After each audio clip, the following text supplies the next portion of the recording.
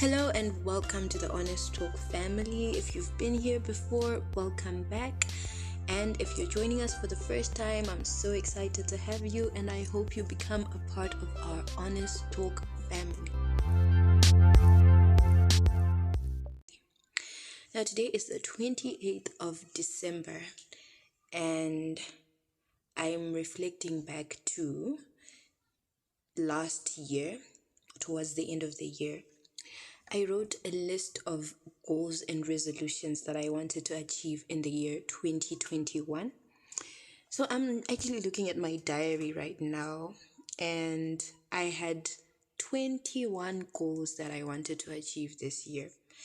But looking back and reflecting, I'm realizing that out of the 21, I only managed to achieve less than 5 of those goals.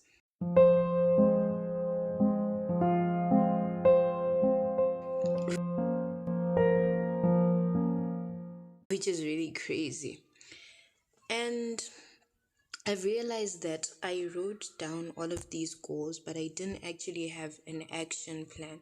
These were just things I wanted to achieve in theory, but I didn't have a plan and a strategy on how to actually achieve them.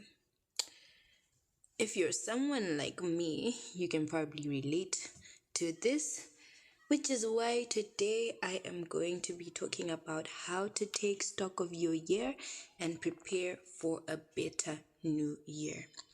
So it's very important, it's an important exercise for us to regularly take stock of our lives so that we see the amount of progress that we're making. Now, I know when we're approaching a new year, there's always this excitement because usually a new year comes with hope of new beginnings, hope of more achievements, more success.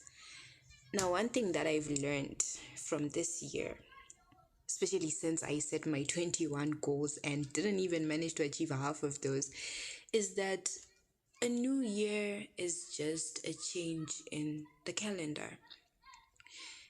Yes, whether it's going to bring more success or a new beginning for you depends on how you approach it. It depends on what you do with it.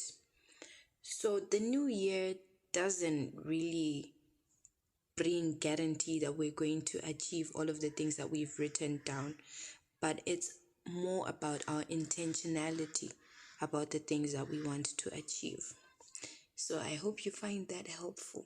Make sure that when you're preparing for 2022, you keep in mind that the year is not going to do anything for you if you don't do anything about what you want to get in the year. Okay, so without wasting much time, today I am mainly going to be focusing on taking stock of your year. Since we're approaching the end of the year 2021, it's important, it's a great exercise for us to do to take stock of what 2021 has been like so that we can have a clearer vision of how to go about 2022 and how to achieve what we want and become the best version of ourselves next year and do it better than we did this year. Okay, so I've been doing a bit of reading and research on taking stock of your lives, and I came up with a strategy that seemed easy for me. So I'm going to share it with you guys. So the method that I am going to be using to take stock is to divide the areas of my life into 4. And these are the 4 areas. The first one is goals and projects. The second one is finances. The third one is personal growth. And the fourth one is relationships. Now, the areas of our lives are not only limited to those 4, but for me, I am going to be taking stock of my 2021 using these 4, but feel free to add on to those if you like. So, on goals and projects. Now, guys, I just want to tell you that for this process to work, it has to be a very hands-on, intentional, rigorous process because you really need to think deeply and immerse yourself in the exercise. It's not something that you just do in 10 minutes, something you actually need to take time out for, have your journal there, and actually write down and reflect. So, on goals and projects, I have 3 questions that I will be using to take stock of my life. The first one: list down your key tangible achievements. Now, key tangible achievements for 2021 may be awards that you have received and maybe accomplishments that you've made. I'm sure most of the people on the Honest Talk are students, so examples of accomplishments that students may have made might be maybe you became a prefect at your school, maybe you became a class leader, maybe you became a sports leader. Yeah, stuff like that. So list down your key tangible achievements for the year. That's the first one. And then the second one is list down milestones and the progress that you've made. Now, for this second one, these things may not exactly feel like achievements, but they're little steps in the right direction. For example, you've managed to get a mentor in an area that you're interested in, or you managed to start that research that you had been procrastinating. So, those little steps in the right direction are milestones and progress that you made. Then the third and final question on goals and projects is: ask yourself where you feel stuck and what small actions you can take to get unstuck. Now, for this one, if you're someone like me who had written a list of goals before the beginning of 2021, then you probably have a yardstick that you can use to measure where you're stuck. These are the things that you did not manage to accomplish. Look at the reasons why you didn't manage to accomplish those things that you wanted to do. Or maybe it's not something that you wanted to accomplish, but it's something that you just feel you're stuck in. Maybe it's a subject that's been very hard for you, or things like that. So ask yourself where you feel stuck and brainstorm ways and actions that you can take to get unstuck. Then the second area is finances. Now, in finances, maybe you work, maybe you don't, but I'm sure you receive a bit of income here and there. So the first question is: what made the biggest impact on my income? So here you'll be taking stock of the whole year. What made the biggest impact? It could be a positive impact or a negative impact. Maybe it's money you received for something that you did, for a gig that you got, and that was the greatest amount of money that you've ever earned. Or it may be negative. Maybe you just spent a lot of money on something and then it left you broke. So yeah, what made the biggest impact on your income this year? The second and last question on finances that I have is: how did I manage my money and what steps can I take to do better next year? So here you just be looking at your spending patterns. Did you spend on things that were really necessary, or were you just focusing more on your wants than on your needs? Were you responsible with your money? Were you irresponsible? Were you able to make some savings? Did you spend all of it? Those are the kinds of things that you'll be looking at. And then the third area is personal growth.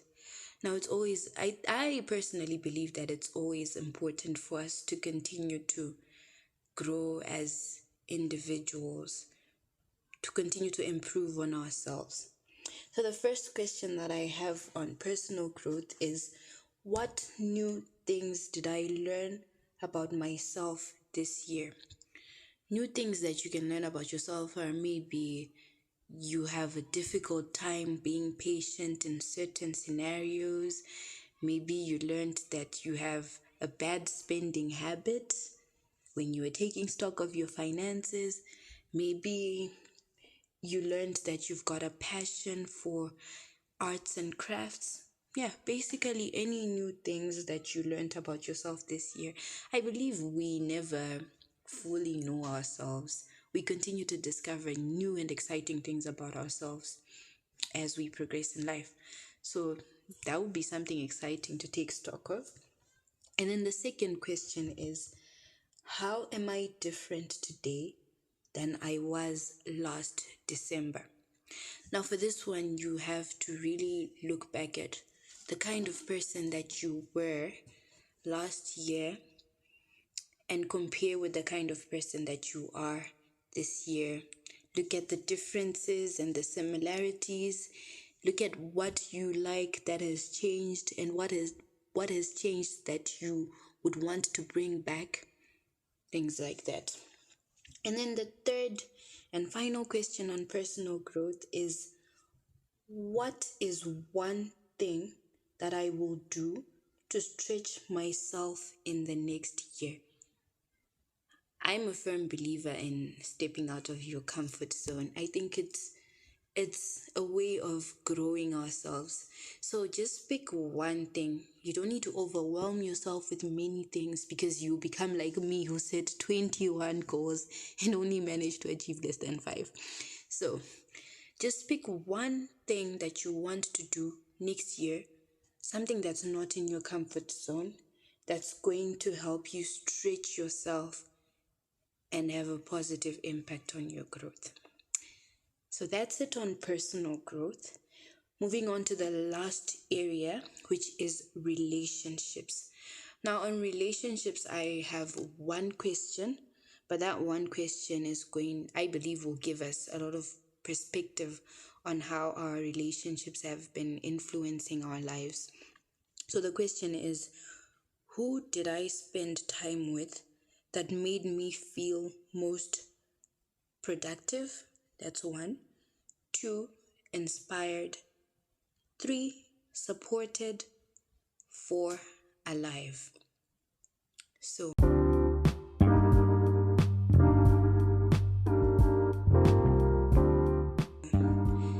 those are the 4 areas that I am going to be using to take stock of my life this year. And I hope these were helpful for you and that you're going to use them, and I hope it makes your goal setting and reflection process more refined so that you don't become like me next year.